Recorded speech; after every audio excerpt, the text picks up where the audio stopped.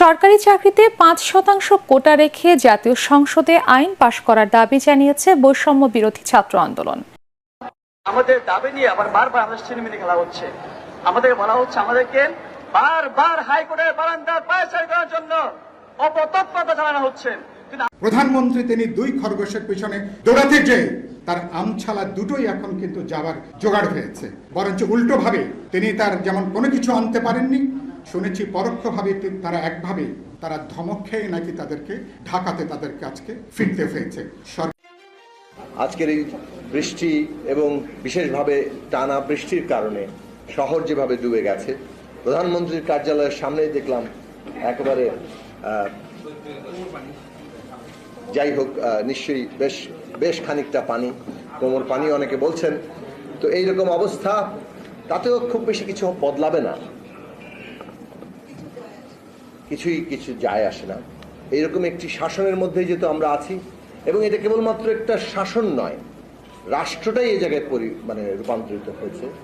রাষ্ট্রটাই জনগণের একটা বিরুদ্ধে অবস্থান নিয়েছে যে তাকে দমন করে শাসন করে এই রাষ্ট্র লুট করবে, এই রাষ্ট্র তাদের দাপট দেখাবে, এবং এইটাই তাদের কাজ, এটাকেই তারা চিরস্থায়ী করতে চায়।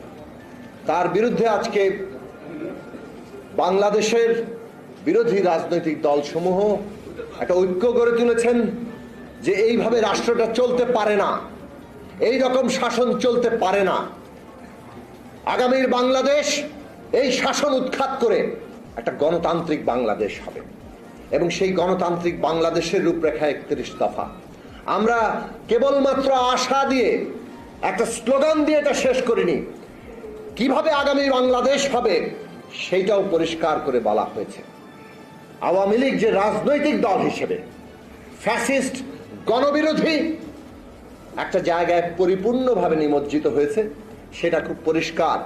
বাংলাদেশে গণতান্ত্রিক ব্যবস্থা নির্মাণের ক্ষেত্রে তাদের কোনো প্রস্তাব নেই।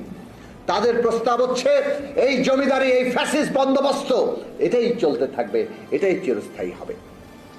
কাজেই বাংলাদেশের মানুষের কাছে নতুন করে আমাদের এই ডাক নিয়ে যেতে হবে, জাগ্রত করতে হবে। সমাজের নানান অংশ আজকে জেগে উঠছে, বিশেষভাবে ছাত্র সমাজ যেভাবে জেগে উঠেছে, শিক্ষকরা পর্যন্ত আন্দোলন করছে। সরকার নিজের পক্ষের লোকদেরও আর রাখতে পারছেন না। এই ফ্যাসিস্ট শাসন সমাজের সমস্ত অংশের তাদের অধিকার, তাদের মর্যাদা, তাদের সবকিছু কেড়ে নিচ্ছে। এই লড়াইগুলো আরো জোরদার হবে। ওবায়দুল কাদের সাহেব বলছেন ছাত্ররা নাকি আদালতের মুখোমুখি দাঁড়িয়ে যাচ্ছে। আমরা দেখতে পাচ্ছি এই সরকার তারা নানাভাবে ষড়যন্ত্রমূলকভাবে এই বাংলাদেশের ছাত্র সমাজকে তাদের একটা ন্যায্য আন্দোলন, কোটা আন্দোলন, যেটা 18 সালে ফয়সালা হয়ে গেছিল, তাকে নানাভাবে আদালতের মুখোমুখি দাঁড় করিয়ে দেওয়ার চেষ্টা করছে। আদালতের সাথে কোনো আমাদের লড়াই নেই, আদালত ব্যবস্থা আমরা পরিবর্তন করতে চাই, কিন্তু বাংলাদেশের ছাত্র সমাজকে এইভাবে আজকে তাদেরকে বঞ্চিত করা, তাদের সাথে প্রতারণা করার কোনো চেষ্টা যাতে সরকার না করে, সেই সতর্কতা থাকতে হবে। আজকে বাংলাদেশের মানুষ বেগম খালেদা জিয়ার মুক্তির জন্য কথা বলছেন। আজকে তিনি ভীষণভাবে অসুস্থ, তার চিকিৎসার জন্য বাংলাদেশের মানুষ দাবি করছে।